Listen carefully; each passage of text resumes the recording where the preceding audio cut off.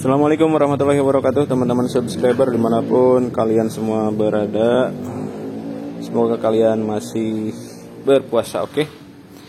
Nah, pada hari ini saya lagi persiapan buat nanti mudik ya. Kita harus persiapin motor. Nanti mudiknya saya pakai motor, pakai yang Ninja ini. Saya lagi persiapan, lagi rapi-rapi untuk memastikan performa motor dalam keadaan baik dan layak pakai. Oke. Nah, pada hari ini saya mau share atau berbagi ke teman-teman semua yang mau mudik pakai motor ya.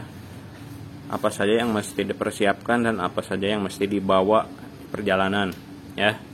Khususnya yang punya Ninja R atau Ninja RR ataupun motor 2 tak ataupun motor 4 tak. Oke, ini akan saya bagikan tipsnya. Akan saya kasih tahu tipsnya ya untuk perjalanan jauh terutama. Oke. Nah, untuk motor yang menggunakan pendingin radiator, teman-teman wajib cek air radiator ya. Nah, untuk Ninja RR ini ada di sini tutupnya. Teman-teman mesti buka dulu fairingnya ya. Fairingnya mesti buka dulu. Sedangkan untuk Ninja R ada di sini nih. Nah, ini karena Ninja R di sebelah kanan ya. Pastikan radiator dalam keadaan penuh. Nah, ini penuh ya. Dan disarankan ya, bukan disarankan lagi sih, diwajibkan bagi teman-teman yang punya motor berpendingin radiator, gunakanlah selalu coolant ya. Coolant khusus. Jangan pakai air mineral biasa ya. Keuntungan daripada memakai cairan khusus atau cairan coolant radiator ini, tentunya pendinginan lebih maksimal, cepat sekali untuk menyerap dan melepas panasnya, terus tidak mudah menguap ya, dan tentu anti karat. Nah, kalau pakai air biasa, apalagi air mineral botolan gitulah, itu kan kalau air biasa itu kelemahannya itu cepat menguap, terus gampang panas, gampang juga habis ya. Kalau gampang menguap ya pasti gampang habis. Alhasil ya motor akan overheat nantinya. Jadi gunakan selalu coolant. Memang coolant lebih mahal tapi lebih awet bro, gak gampang menguap. Ini hampir mau setahun ini belum habis ya coolantnya, masih penuh. Dan di tangki reservoirnya itu nih, ini masih segini nih ya. Pada terakhir saya ngisi ini seginilah, paling sekarang habis segini tuh, habis sekitar ya beberapa mili lah ya. Oke, kemudian pastikan motor kalian tidak ada masalah ya, terutama di area karbu ya. Kalau area karbu sih udah kerasa kalau dipakai tuh, kalau udah nggak bener ya pasti berebet atau nggak ngempos ya. Kalau itu segera ke bengkel aja lah, di servis. Nah, sekalian kalau Ninja atau motor 2 tak, sekalian bersihkan karbu sama ininya, setting membran. Dan yang paling penting untuk Ninja adalah super keep. Pastikan super keep dalam keadaan normal ya, nggak boleh serak ya. Pergerakannya nggak boleh serak. Kalau serak ntar nggak ada larinya ya. Itu terus kondisi aki pastikan dalam keadaan sehat ya. Untuk memastikannya sih gampang sih. Kalau Ninja nyalain aja klakson ya, di on klakson aja. Kalau masih nyering berarti akinya masih bagus. Kalau Ninja itu nggak terlalu fokus pada aki ya untuk listrikannya. Soalnya dia masih half wave ya, masih semi DC. Gitu.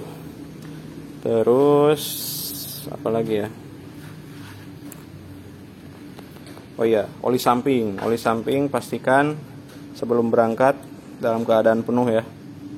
Oke, ini saya udah isi penuh ya, isi penuh. Dan untuk teman-teman yang perjalanan jauh apalagi yang lintas provinsi, terutama yang perjalanannya menghabiskan waktu 24 jam full, wajib bawa oli samping cadangan ya. Bawa aja 1 botol oli samping cadangannya, takutnya kehabisan oli samping. Ini khusus motor 2 tak ya. Oke, lanjut lagi. Lampu ya, pastikan lampu dalam keadaan normal bohlamnya. Dan bagi yang bepergian jauh wajib bawa 1 cadangan lampu ya, takutnya putus di jalan lampunya. Nah, kan kalau ada cadangan kan nggak khawatir gitu kan. Di jalan kan kita nggak tahu kendalanya motor kita itu di mana, mogoknya di mana gitu kan. Kalau pas di tempat sepi kan repot ya, jauh dari bengkel ya repot. Makanya mesti bawa cadangan bohlamnya. Lalu busi ya, busi juga teman-teman persiapin 1 buat cadangan busi, terutama 2 tak ya, motor 2 tak wajib bawa busi cadangan. Terus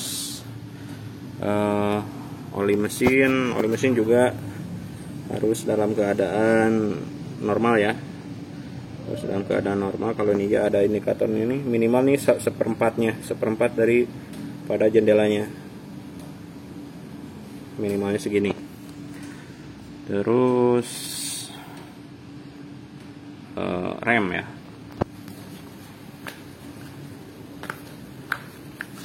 rem juga, rem depan, rem belakang teman-teman mesti cek piringannya apakah masih layak pakai, apakah masih ngerem gitu, masih pakem remnya. Teman-teman mesti tes juga. Kalau misalkan ada blong, segera ke bengkel ya buat benerin biar pakem lagi. Sekalian cek piringan sama kampasnya, dia udah bisa atau belum. Kalau perlu, kalau misalkan minyak remnya udah tahunan, udah 5 tahun gak diganti ya, segera aja sekalian dikuras minyak remnya. Oke, kemudian periksa juga roda ya, keolengan roda. Nah, biasanya kalau motor udah lama terus sering dipakai lah, biasanya bearing roda depan sama belakang juga mesti dicek ya, dicek apakah oleng atau enggak. Kalau teman-teman nggak bisa cek, nanti teman-teman minta bantu mekanik aja, mekanik buat ngecek rodanya, roda depan sama belakangnya sepelang atau enggak gitu ya, goyang apa enggak. Soalnya bahaya bro, kalau dipakai touring jarak jauh, pakai mudik jarak jauh, bearing roda keadaan goyang itu akan beresiko jatuh ya ketika nikung. Karena ketika nikung motor akan goyang gitu, gak akan stabil dipakai rebahan. Alhasil nanti bannya bisa tergelincir ya. Kemudian kembang ban juga teman-teman harus perhatikan. Kalau misalkan udah botak ya segera gantilah ya. Dianjurkan kalau pakai pelek racing atau maksudnya pelek bukan jari-jari ya, disebutnya pelek palang lah, diusahakan pakai ban yang tubeless ya, sekalian aja ban tubeless. Karena ban tubeless kelebihannya ya, kalau ketika kena paku dia nggak langsung kempes ya, berbeda dengan ban yang non tubeless alias ban yang ada ban dalamnya. Itu ketika tertusuk paku dia langsung kempes ya. Kalau ban tubeless enggak, dia ada beberapa jeda lah, beberapa jam dia kempesnya lama gitu. Tapi nanti kalau udah ketemu tambal ban ya segera ditambal ban tubelessnya. Oke. Apalagi ya,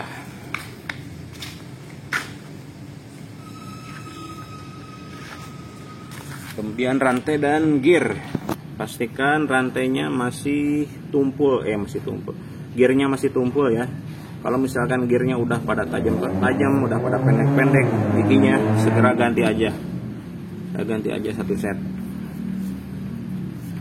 rantai, gear depan, gear belakang. Ini berlaku untuk motor umum sih, untuk motor semuanya ya. Oke, apalagi nih, oh ya, arem juga ya, Arem juga teman-teman mesti cek arem belakang dia goyang apa enggak ya. Kalau teman-teman nggak bisa ngeceknya, minta mekanik aja ya buat ngeceknya. Kalau goyang juga berbahaya bro, itu nggak enak ketika nikung, itu bisa bikin nggak seimbang, nanti lebih fatalnya bisa jatuh. Oke. Terus sok depan sama sok belakang pastikan dalam keadaan baik dan normal ya. Kalau sok depan pastikan jangan bocor ya. Kalau bocor juga itu mengganggu keseimbangan baik nikung saat melewati jalanan bergelombang. Nah, sok belakangnya juga periksa, gak boleh bocor. Kalau bocor ya segera ganti ya. Atau kalau sok depannya bisa diservis. Kalau biasanya kalau monosok itu nggak bisa diservis ya. Bisa sih bisa, cuman nggak awet. Oke, apalagi. Dan pastikan lampu sen ya, sen kanan kiri aktif semua. Ini saya nggak bisa contohin ya karena lagi tahap pembersihan. Pastikan sen kanan kiri aktif, depan belakang. Lampu rem juga ya. Lampu rem juga mesti dalam keadaan on. Lampu rem sih intinya. Kalau lampu kotanya nggak terlalu ngaruh. Terus kopling. Nah, untuk kopling teman-teman pastikan juga tidak selip ya. Tidak selip koplingnya. Kalau selip ya segera ke bengkel aja, ganti kampas koplingnya. Dan bagi teman-teman nih ada tip nih yang pakai motor kopling kayak gini. Nah, ini saya tip aja nih, ketika pakai kopling jarak jauh jangan sekali dengkep kopling ya, atau pakai teknik setengah kopling. Itu akan merusak sekali kopling ya. Selain merusak kampasnya cepat habis, juga rumah koplingnya gampang kena. Terus plat besinya juga pasti kena ya, karena digesek terus setengah. Ini biasanya nih sugesti orang-orang yang suka setengah kopling ini, dia terinspirasi para pembalap road race kali ya. Kalau road race kan beda lagi sama harian ya. Kalau road race kan sekali pakai gitu. Memang tangkap setengah kopling itu bisa istilahnya nambah tenaga ya. Nambah tenaga di gitu. Bisa nambah tenaga sedikit, tapi itu beresiko rusak. Kampas koplingnya gampang hangus.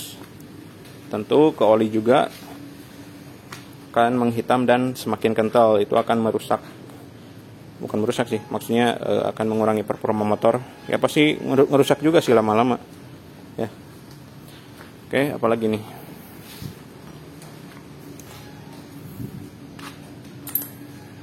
Nah, untuk bekal perjalanan udah saya jabarkan yang tadi ya. Kalau yang wajib dibawa itu toolkitnya sih. Toolkitnya terutama kalau teman-teman motornya masih ada toolkitnya ya. Toolkit itu biasanya terdiri dari beberapa kunci. Biasanya kunci 8, kunci 9, 10, 12, 14 sama 17 biasanya. Tambah kunci busi biasanya itu. Ya teman-teman kalau masih ada toolkitnya, bawa aja toolkitnya. Terus busi ya, busi tadi itu teman-teman wajib bawa cadangan, busi, terus buah lampu ya, wajib bawa cadangan, dan oli samping bagi motor 2 tak ya, wajib bawa cadangan oli samping. Apalagi ya bro?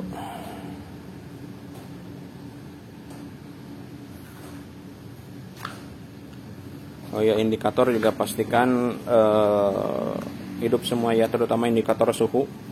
Kalau yang ada indikator suhunya wajib dinyalain atau dihidupin suhunya, karena akan sangat vital sekali ya. Kalau nggak ada, kalau indikator suhunya mati, kita nggak tahu nih motor kita overheat atau enggak ya.